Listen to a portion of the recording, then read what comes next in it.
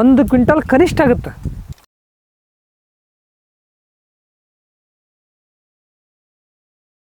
ಸರಳ ಕೃಷಿಗೆ ನಾನು ನಿಮ್ಮ ಸ್ನೇಹಿತ ರಾಘವ್ ಮಾತಾಡೋದು. ಸ್ನೇಹಿತರೆ, ಈ ವಿಡಿಯೋ ಒಳಗೆ ನಿಮಗೆ ಭಾಳ ಕಲೆಗೆ ಭಾಳ ಸಿಗ್ತದೆ. ಆ್ಯಕ್ಚುಲಿ ಹೇಳ್ಬೇಕಂದ್ರೆ ನಮ್ಮ ಜೊತೆ ಪರಶುರಾಮ್ ಸರ್ ಇದ್ದಾರೆ. ಆಮೇಲೆ ನಾ ಎಲ್ಲಿ ಇದ್ದೀನಿ ಅಂದರೆ ಕಲ್ಲಂಗರ ಊರದ ಜೇವರ್ಗಿ ತಾಲೂಕು ಗುಲ್ಬರ್ಗ ಡಿಸ್ಟಿಕ್ ಒಳಗಿದ್ದೀನಿ. ಇದ್ರೊಳಗೆ ಬಾವಿ ಹಿಂದೆ ಯಾಕೆ ತೋರಿಸ್ತೀವಿ ಅಂದ್ರೆ ಸರ್ದು ಪ್ರಯಾಣ ಇಲ್ಲಿಂದ ಸ್ಟಾರ್ಟ್ ಆಗಿತ್ತು. ಆ್ಯಕ್ಚುಲಿ ಈ ಬಾವಿನಿಂದ ಸ್ಟಾರ್ಟ್ ಆಗಿತ್ತು 2013 ಒಳಗೆ ಹೊಲ ಮಾಡೋದು. ಸೊ ನಾವು ಫಸ್ಟ್ ಬಾವಿನಿಂದ ಚಾಲೂ ಮಾಡ್ತಾಯಿದ್ವಿ. ಸರ್ದು ಯಾವ ಥರ ಪ್ರಯಾಣ ಚಾಲೂ ಆಗಿದೆ ಈ ವಿಡಿಯೋ ಒಳಗೆ ತಿಳಿಸ್ತೀವಿ. ಆಮೇಲೆ ಇದ್ರೊಳಗೆ ಏನಂದ್ರೆ ಯಾರಾದರೂ ಅಗ್ರಿಕಲ್ಚರ್ ಮಾಡಬೇಕು ಆಸಕ್ತಿ ಉಳ್ಳವ್ರು ಮಾಡ್ಬೇಕಂದ್ರೆ ಇದು ವಿಡಿಯೋ ಕಂಪಲ್ಸರಿ ನೋಡಿರಿ. ಅವ್ರು ಫುಲ್ ಬೇಸಿಕ್ ಒಳಗೆ ಸರಿಗೆ ಎಲ್ಲ ಬೇಸಿಕ್ ಡೀಟೇಲ್ ಕೇಳ್ತೀನಿ, ಕ್ವಶನ್ಗಳು ಬೇಸಿಕ್ ಕೇಳ್ತೀನಿ, ನಿಮ್ಮನ್ನೂ ಅರ್ಥ ಆಗತ್ತೆ.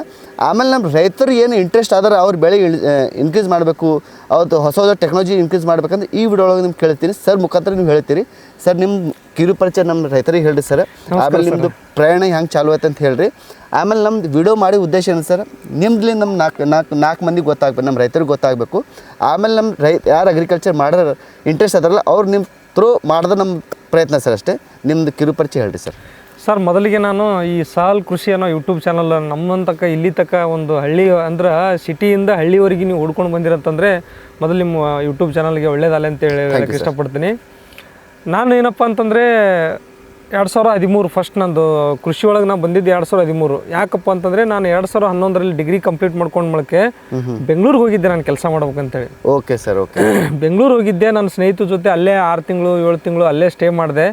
ಅದಾದನಷ್ಟು ಅಲ್ಲಿ ಕೊಡೋಂಥ ಈ ಏನದ ಊಟದ ವ್ಯವಸ್ಥೆ ಆಗಿರ್ಬೋದು, ನಮಗೆ ಕೊಡೋಂಥ ಸಂಬಳ ಆಗಿರ್ಬೋದು, ಪ್ರತಿಯೊಂದು ಸ್ವಲ್ಪ ಕಷ್ಟ ಇದೆ. ರೈಟ್ ಸರ್, ಹೌದು. ಯಾಕಂದರೆ ನಾನು ಆರ್ಟ್ಸಿಂದ ಒಂದು ಟೀಚಿಂಗ್ ಫೀಲ್ಡಲ್ಲಿ ಇದ್ದವ ನಾನು. ಓಕೆ, ಏನಪ್ಪ ನೀವು ಬೆಂಗಳೂರಲ್ಲಿ ಎಷ್ಟು ಬೇಕಷ್ಟು ಉದ್ಯೋಗ ಕೊಡ್ತಾರ, ನೀನೇನು ಹಿಂಗೆ ಅಂತ ಅನ್ಬೋದು.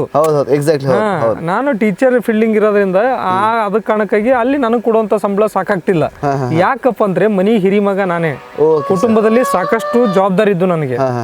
ಹಂಗಾಗಿ ಅವೆಲ್ಲವೂ ಏನಪ್ಪ ಅಂತಂದ್ರೆ ನಾನು ನನ್ನ ಕಣ್ಣಿಗೆ ಅದ ಕಾಣ್ತಿತ್ತು. ಕಣ್ಣಿಗೆ ಏನಾದ್ರೂ ಮಾಡ್ಬೇಕು, ನನ್ನ ಮ್ಯಾಲ ಸಾಕಷ್ಟು ಜವಾಬ್ದಾರಿ ಅದಾವ. ಏನ್ ಮಾಡೋಣ, ನನಗಿರೋ ಜಮೀನು ಒಂದು 9 ಎಕರೆ 20 ಗುಂಟೆ ಜಮೀನ. ಶಿಕ್ಷಣ ಕೊಡಿಸಿದಾರ. ಇಲ್ಲಿ ನೋಡಿದ್ರ ಇಲ್ಲಿ ಕೊಡುವಂತ ಸಂಬಳ ಅಲ್ಲಿ ನನ್ನ ಕುಟುಂಬಕ್ಕೆ ಸಾಕಾಗಲ್ಲ. ಅದಕ್ಕಾಗಿ ನಾನೇನು ವಿಚಾರ ಮಾಡಿದೆ ಅಂತಂದ್ರೆ ನನಗಿರೋ ಜಮೀನದಲ್ಲಿ ಏನಾದ್ರೂ ಊರಲ್ಲಿ ಇದ್ಕೊಂಡು ನಮ್ಮ ಇಡೀ ಕುಟುಂಬನ, ಯಾಕಂದ್ರೆ ಇಲ್ಲಿ 6 ತಿಂಗಳ ಕೆಲಸ 6 ತಿಂಗಳ ಮನೆಯಲ್ಲಿ. ಉತ್ತರ ಕರ್ನಾಟಕ ಪರಿಸ್ಥಿತಿ ಇದೆ. ಯಾಕಂದ್ರೆ ಜೂಜಾಟ, ಒಂಥರ ಮಳೆ ಮ್ಯಾಗ ನಾವು ಬೆಳೆ ಇತ್ತು. ಇದೆಲ್ಲವೂ ನೋಡಿ ಏನ್ ಮಾಡಿದೆ ನಾನು 2013ರಲ್ಲಿ ಬಂದು ಫಸ್ಟ್ ನಾನು ಏನ್ ಮಾಡ್ಲಿಲ್ರಿ ಕೆಲಸ, ದುಡ್ಡು ಬೇಕಲ್ಲ. ಹೌದು ಸರ್, ಹೌದು, ಕರೆಕ್ಟ್. ರೊಕ್ಕ ಇದ್ರೆ ಎಲ್ಲ ಕೆಲಸ, ರೊಕ್ಕ ಇಲ್ಲ ಅಂದ್ರೆ ಏನು ಮಾಡಕ್ಕಾಗಲ್ಲ. ಯಾರಾದ್ರೂ ಒಂದು ಹೋಟೆಲ್, ಒಂದು ಅಂಗಡಿ, ಜೆರಾಕ್ಸ್ ಶಾಪ್, ಬುಕ್ ಸ್ಟಾಲು, ಏನೋ ಒಂದು ಬಿಸ್ನೆಸ್ ಮಾಡ್ತೀನಿ ದುಡ್ಡು ಕೊಡ್ತಾರೆ. ಅದೇ ಏನ್ರಿ ಹೊಲ ಮಾಡ್ತೀನಿ ಅಂತಂದ್ರೆ ನಿಮ್ಮ ಮಕ್ಳಿಗೆ ನೀವು ಕೊಡಲ್ಲ, ನಮ್ಮ ತಂದೆ ತಾಯಿ ನಮಗೂ ಹಂಗೆ ಅಂದಿರ್ತಾರೆ. ಅದಕ್ಕೆ ನಾನೇನ್ ಮಾಡಿದೆ, ದುಡ್ಡಿಗಡಲಿಲ್ಲ. ದುಡ್ಡು ಕೊಡ್ಲಿಲ್ಲ ಅಂದ ತಕ್ಷಣ ಐತಪ್ಪ ಅಂತ ಅನ್ಲಿಲ್ಲ. ನಾನೇನ್ ಮಾಡ್ದೆ ಅಂತಂದ್ರೆ ನನಗಿರೋ ಜಮೀನ್ ಬಳಕೆ ಮಾಡ್ಕೊಂಡು. ಟೋಟಲ್ ಎಷ್ಟು ಜಮೀನ್ ಇದೆ ಸರ್ ನಿಮ್ದು? ನಂದು ಜಮೀನು 9 ಎಕರೆ 20 ಗುಂಟೆ. ಆ 9 ಎಕರೆ 20 ಗುಂಟೆ ಜಮೀನ್ ಮೇಲೆ ನಾನು ಫಸ್ಟ್ ನಮ್ಮ ಹತ್ತಿರದ ಬ್ಯಾಂಕ್ ಅಲ್ಲಿ ಹೋಗಿ ಒಂದು 2 ಲಕ್ಷ ಸಾಲ ತೊಂದಿನಿ 2013ರಲ್ಲಿ. ನಾನು ಮನೆಯಲ್ಲಿ ಕೇಳಿದೆ, ಏನಂದ್ರೆ ನಾನು ಹಿಂಗ ಜಮೀನ್ ಮೇಲೆ ಸಾಲ ಬೇಕಾದ್ರೆ ತಗೋ, ನಮಗ್ ದುಡ್ಕೆ ಅವಡ. ಅದಕ್ಕಾಗಿ ನಾನೇನ್ ಮಾಡಿದೆ, ಸರಿ ಅಂತೇಳಿ 2 ಲಕ್ಷ ಸಾಲ ತಗೊಂಡು ನನ್ನ ಹತ್ತಿರ ಗ್ರಾಮೀಣ ಬ್ಯಾಂಕ್ ಅಲ್ಲಿ ಸಾಲ ತಗೊಂಡು ಫಸ್ಟ್ ನಾ ಕೆಲಸ ಮಾಡಿದ್ದೆ ಈ ಬಾವಿ. ಇದೇ ಬಾವಿಲಿ ಚಾಲು ಆಯ್ತು ನಿಮ್ದು ಸ್ಟೋರಿ? ಫಸ್ಟ್ ಜರ್ನಿನೇ ಇಲ್ಲೇ ನಂದು. ನಾನು ಆ ದುಡ್ಡು ತಂದು ಒಂದು ಪೈಸೆನೇ ಅಲ್ಲಿ ಖರ್ಚು ಮಾಡಿಲ್ಲ, ನೇರವಾಗಿ ಸೀದಾ ತಂದು ಬಾವಿ ತೋಡ್ಸ್ಕೊಂಡೆ. ಯಾವಾಗ ಬಾವಿ ತೋಡ್ಸ್ಕೊಂಡೆ, ನೀರ್ ಸಿಕ್ತು, ನಂದು 2013 journey start. Okay sir, okay. ನೋಡಿ ಸ್ನೇಹಿತರೆ, ಇದು ಭಾಳ ಇದು ಅದ, ಇಂಟ್ರೆಸ್ಟಿಂಗ್ ಅದ. ನೀವು ವಿಡಿಯೋ ಕಂಪಲ್ಸರಿ ನೋಡ್ರಿ. Okay sir. ಈ ಬಾವಿಯಿಂದ ನೀರು ಸಿಕ್ಕ ತಕ್ಷಣ ನಾನು ಫಸ್ಟ್ ಏನ್ ಮಾಡಿದೆ ಅಂತಂದ್ರೆ ತರಕಾರಿ ಹಾಕೊಂಡೆ. ಫಸ್ಟ್ಗೆ ತರಕಾರಿ ಸರ್? ಫಸ್ಟ್ ತರಕಾರಿನೇ. ಏನಕ್ಕೆ ಗೊತ್ತಾ ತರಕಾರಿ ಅಂತಂದ್ರೆ, ನೋಡಿ ತರಕಾರಿ ಯಾಕೆ ಸೆಲೆಕ್ಟ್ ಮಾಡ್ರಿ ಸರ್? ಯಾಕೆ ಸೆಲೆಕ್ಟ್ ಮಾಡಿದೆ ಅಂತಂದ್ರೆ, ನಾವು ಅಗ್ರಿಕಲ್ಚರ್ ಮಾಡ್ತೀವಿ ಬರೀ ಹೇಳೋದಲ್ಲ, ಅದ್ರ ಜೊತೆಗೆ ದುಡ್ಡು ಭಾಳ ಇಂಪಾರ್ಟೆಂಟ್. ಹೌದು. ನಮಗೆ ಬಿಸ್ನೆಸ್ ಆದ್ರೆ ಹೆಂಗಂದ್ರೆ 10 ಲಕ್ಷ ಖರ್ಚು ಮಾಡಿ ತಂದೆ ತಾಯಿ ಏನೋ ಒಂದು ಬಿಸ್ನೆಸ್ ಆಗಿ ಕೊಟ್ಟಿರ್ತಾರ. ಮರುದಿವಸ ಮಗ 1,000 ಆಗ್ಯದ ಇವತ್ತು ದಂದ, ನಾಳೆ 2,000 ಆಗ್ಯದ ತಿರ್ತಾನ. ಅಗ್ರಿಕಲ್ಚರ್ ಅಲ್ಲಿ ಇರಲ್ಲ ಸರ್, ಆಪ್ಷನ್ ಇಲ್ಲ. ಅದಕ್ಕೆ ನಾವೇನಂತಂದ್ರೆ ಸ್ವಲ್ಪ ಬುದ್ಧಿ ಉಪಯೋಗಿಸ್ಕೊಂಡು ಅದೇ ಈ ತರಕಾರಿ ಹಾಕೊಂಡ್ ಏನಾಗ್ಬಿಡ್ತದ, ಒಂದು 2-2.5 ತಿಂಗಳಲ್ಲೇ ನಮ್ದು ಇನ್ಕಮ್ ಸ್ಟಾರ್ಟ್ ಆಗ್ಬಿಡ್ತದೆ. ಹೌದ್ರಿ. ಆ 2.5 ತಿಂಗಳಲ್ಲಿ ಇನ್ಕಮ್ ಸ್ಟಾರ್ಟ್ ಆಗ್ತಾರ ಅಂತಂದ್ರೆ ನಮ್ಗೆ ಏನೋ ಚೌಳೆಕಾಯಿ, ಬೆಂಡೆಕಾಯಿ, ಹೀರಿಕಾಯಿ, ಹಾಗಲಕಾಯಿ, ಮೆಂತೆ, ಕೊತ್ತಂಬರಿ, ಈ ತರ ಇರೋಂಥ ತರಕಾರಿ ಸಿಂಪಲ್ ನಮ್ಮ ಭಾಗದಲ್ಲಿ ಬೆಳೆಂತವ್. ಮತ್ತು ನಾವೇನೋ ಇಲ್ಲಿ ಕ್ಯಾಪ್ಸಿಕಮ್ ಬೆಳಿತೀವಿ, ಬೇರೆ ಕಡೆ ಎಕ್ಸ್ಪೋರ್ಟ್ ಮಾಡ್ತೀವಿ, ಆ ತರ ಹುಚ್ಚು ತನಕ ಬೆಳಿಲ್ಲ ನಾನು. ಯುವಕರಿಗೆ ಇದೆ ಹೇಳೋದು, ಸೊಪ್ಪು ಎಂತದ್ದು ಸಿಂಪಲ್ ನಂಬಲ್ಲಿ ಉಣಂತದನ್ನ ಬೆಳೆದು ನಾವೇ ಸ್ವತಃ ಮಾರೋದು.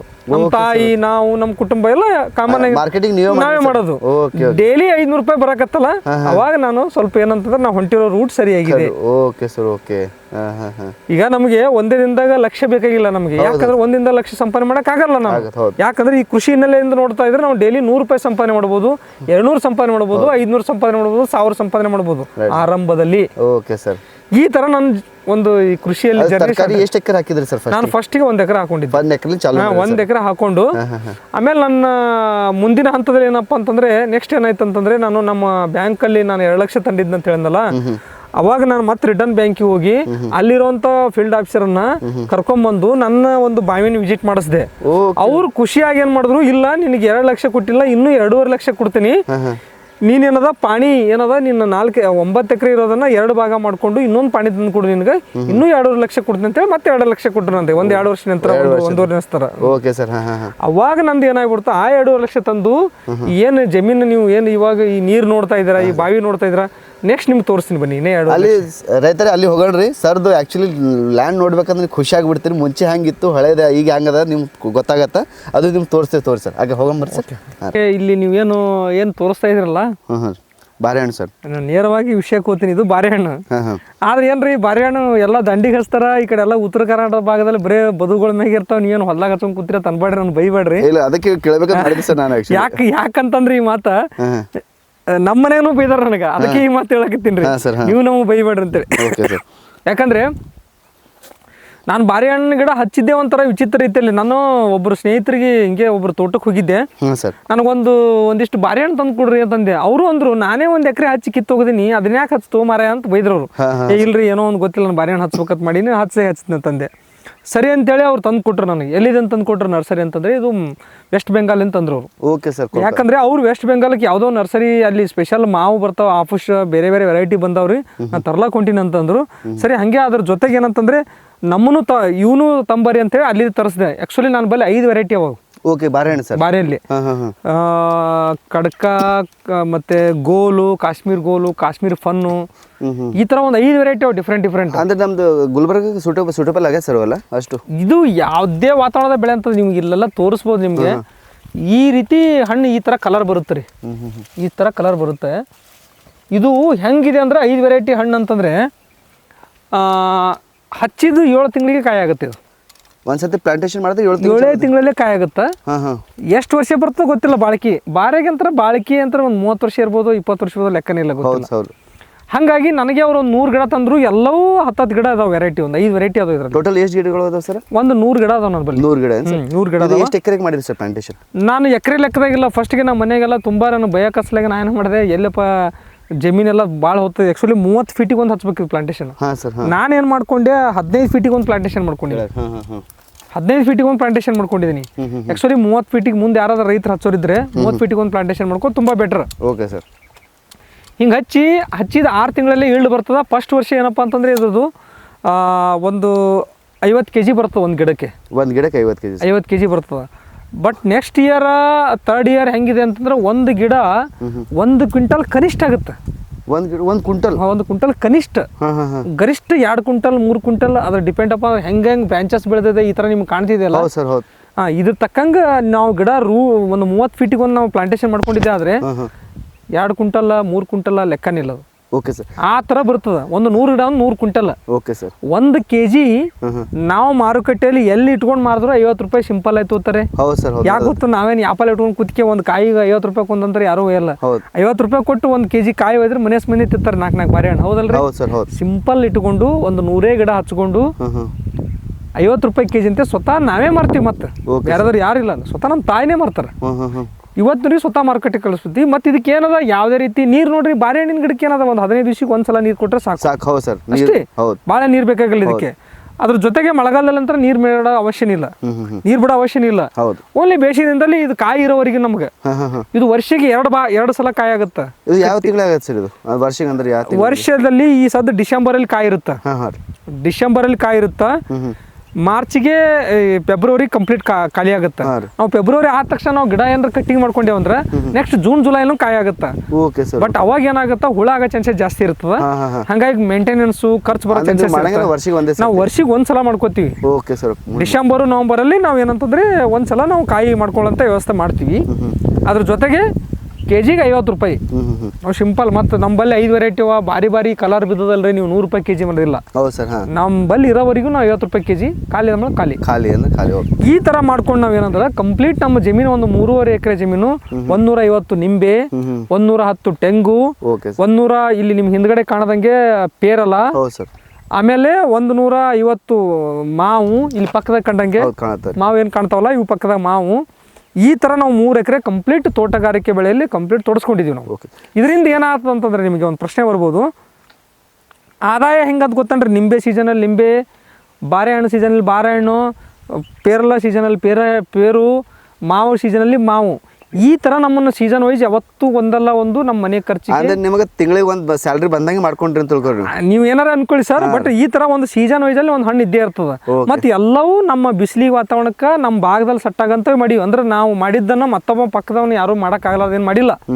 ಬಾರೆ ಇಲ್ಲಿ ಬೆಳಿಬಹುದು, ಪೇರಲ ಎಲ್ಲಾ ಕಡೆ ಬೆಳಿಬಹುದು, ಮಾವು ಎಲ್ಲಾ ಕಡೆ ಬೆಳಿಬಹುದು, ನಿಂಬೆ ಎಲ್ಲಾ ಕಡೆ ಬೆಳಿಬಹುದು. ಇಂಥ ಒಂದು ಹಣ್ಣುಗಳನ್ನೇ ಮತ್ತು ನಾವು ಪಕ್ಕದ ನಮ್ಮ ಸ್ವತಃ ಮಾರ್ಕೆಟ್ ಆಗಂತ ಹಣ್ಣುಗಳನ್ನೇ ಬೆಳಿತಾ ಹೊಂಟಿದೀವಿ ನಾವು.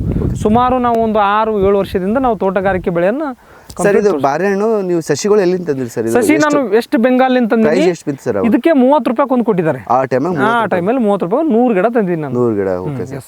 ಅದಕ್ಕೆ ನೀವು ಪ್ಲಾಂಟೇಶನ್ ಮಾಡಿದ ತಕ್ಷಣ ಬಿಟ್ಟು ನೀವು ಮೇಂಟೈನ್ ಮಾಡ್ಕೊತದ? ಪ್ಲಾಂಟೇಶನ್ ಮಾಡಿದೀವಿ, ಹಚ್ಚಿದ 7 ತಿಂಗಳಲ್ಲೇ ಕಾಯಿ ಆಗುತ್ತೆ. ಇದು ಇದಕ್ಕೆ ಗೊಬ್ಬರ ನೀವು ತಿಪ್ಪೆ ಗೊಬ್ಬರ ಯಾವುದು ಹಾಕಕ್ಕೆ ಹೋಗಬೇಡಿ, ಓನ್ಲಿ ತಿಪ್ಪೆ ಗೊಬ್ಬರ.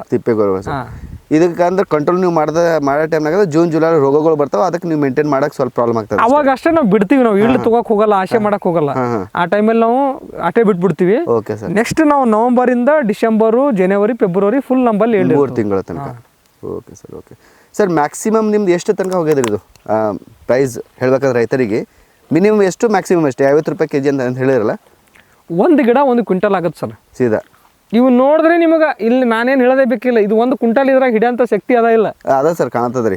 ನಾವು 1 ಕ್ವಿಂಟಲ್ ಹೇಳತ್ತೀನಿ, ಹೆಚ್ಚಿಗೆ ಹೇಳಲ್ರಿ.